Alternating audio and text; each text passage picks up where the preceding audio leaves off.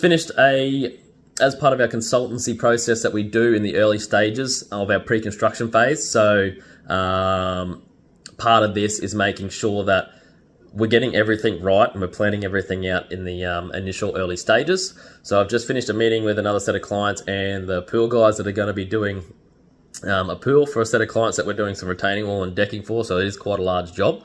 But we just had a meeting to work out a plan of attack so that we can work out what the pool guys want to do and how they want to do it so that we can sort of schedule in and work with them.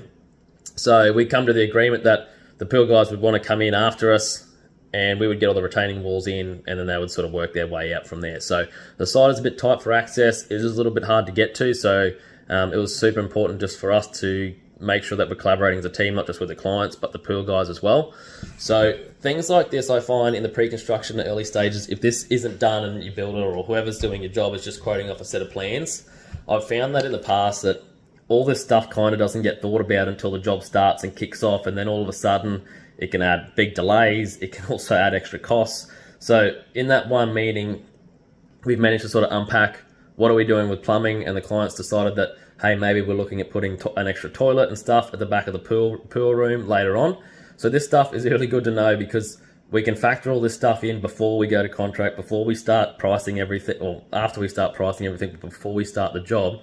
And I think we've managed, from the plans, we've also managed to move the pool around just by putting some spray paint lines on the ground, marking the, right, here's the pool, here's where everything's sitting.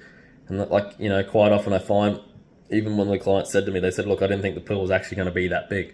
So it is good just to get a bit of a visual and give you an understanding of where and what things are going to look like, where things, like on a plan, I find quite often it's hard for people to visualize what the thing looks like on a plan versus in real life. So sometimes something as simple as just spray painting some lines on the ground, getting a bit of visual and size and all that sort of stuff. And we've decided to move the pool over a meter one way and a meter the other way. So which is actually going to work better for the guys digging because there is a bit of rock there, so it means there's less digging as well.